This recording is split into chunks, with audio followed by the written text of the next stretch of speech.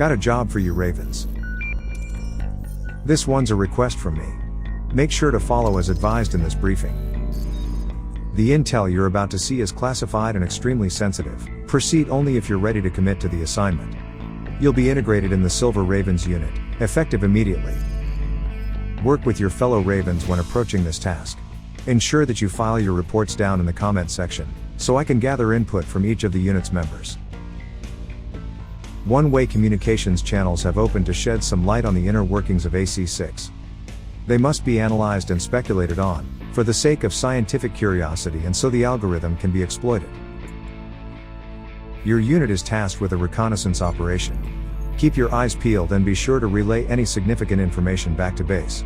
This won't be a prolonged mission, but I suspect it will be an engaging one. Other competing independent groups have a head start, let's show them who's in charge. That is all. Don't have too much fun out there.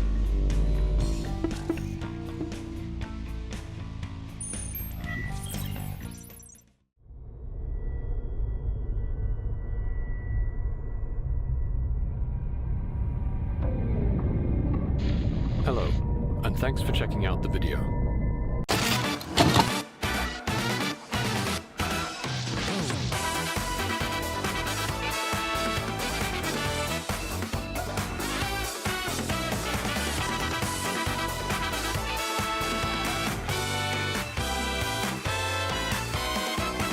Fear not, hard lock is not the end-all be-all of creation fellow Ravens.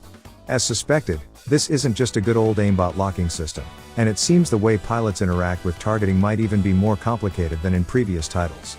There are 3 ways to lock onto a target now: hard lock, which restricts your mobility to a certain degree, forcing you into an orbit around the currently locked enemy; soft lock, pretty much how the series handles targeting in 4th gen, giving you a lot of agency for moving about, and the ability to multi-lock certain weapons to various targets; and a mysterious manual aim mode, which there is no footage of but has been confirmed to be a feature by people with hands-on time with the game. I assume it will function similarly to the manual aim present in certain weapons like sniper cannons in AC-5, but we will just have to wait and see. In short, let's fucking go.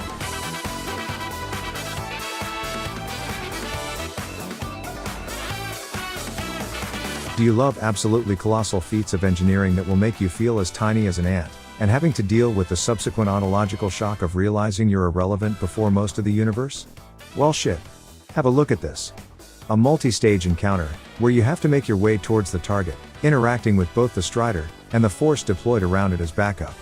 The boss and its supporting units are keeping tabs on you, and as you make your way towards it, a silhouette slowly morphs into an absolute behemoth. You take one of its weak spots down so you stand a chance to bring the fight to more equal terms.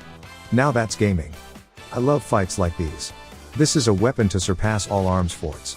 There's nothing to say here really. If you like Shadow of the Colossus, where the boss becomes an environment to traverse itself as part of the combat puzzle, this seems to be it. I speculated on my previous breakdown that we would get more boss encounters where the environment is the boss itself. Seems like FromSoft just does not miss. A lot of people are regarding this particular encounter as something out of Nier Automata, and to be frank, that is a huge compliment. That game is phenomenal. Praise Yoko Taro and all his infinite cultured wisdom. Now, I'm not sure if these NPC Ravens are actually consorts or not, but I'm going to call them that, just to cope with the unknown.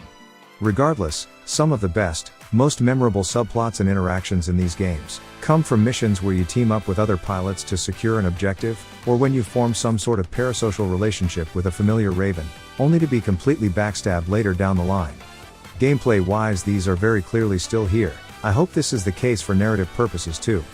There's a lot of potential for character interaction within missions themselves, and I personally find it much more engaging in that way than in most cutscenes. How cool would it be to team up with John Rubicon himself?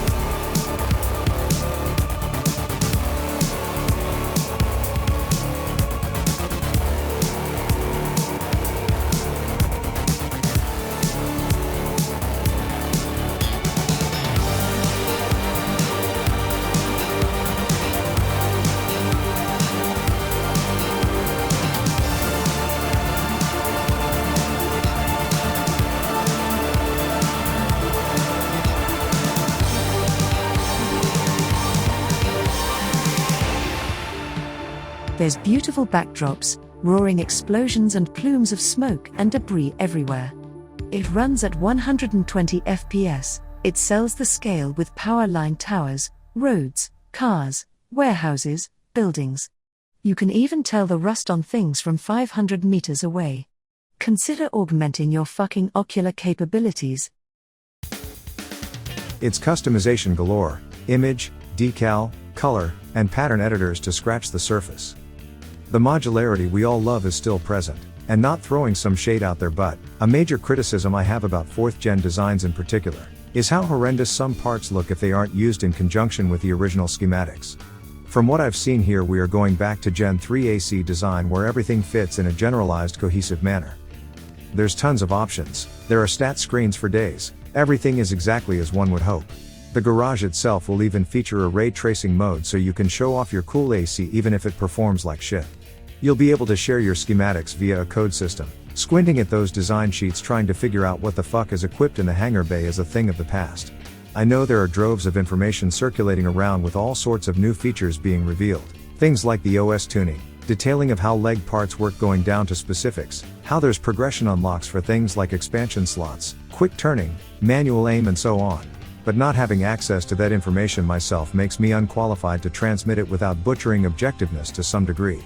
I also don't want to contribute too much to demystifying that first playthrough sense of wonder, experimentation and discovery. I'd rather wait for the game to come out and only then fully explore what the systems have to offer with you guys. From reports outside the official preview trailer, we know locks can be broken quite easily by fast-moving targets, cover and potentially other interference methods, and we know there are benefits and disadvantages to each of these systems, not even taking into consideration weapon ranges and the entire FCS part. Classic AC on AC engagements are shaping up to be quite interesting too. There are some whispers regarding PvP stating that in addition to classical 1v1 arena fights, we will also have 3v3 team battles, and that'll do so much for the longevity of this game. I only touched the tip of the iceberg here, but I wanted to signal to all of you Ravens that all evidence points towards the game being something really special. I understand some of you might be on the fence about some changes. I'm going to miss the mechanical skill and satisfaction that comes from pulling off second stage chain boosting in for answer, or the insanely complex synergies parts had in Last Raven. We probably won't have 9-ball back, and the game's musical score is most likely going to be completely different from what we are expecting. But it's important to accept that this is just another step in Armored Core's evolution throughout time. Skill ceilings are going to require different things, challenge comes from different angles, and presentation is done in a way that's fitting for its context. But this is an Armored Core game through and through. It's the biggest chance we've had so far of having our beloved franchise step into the limelight. Be kind and understanding to newcomers and set aside some preconceived notions you have about your own vision for what an AC game is. Remember to complete your assignment by subscribing if you enjoy my content. Let me know what are the things you are most excited for, or what you'll miss the most going into AC6. As always Ravens, stay boosted.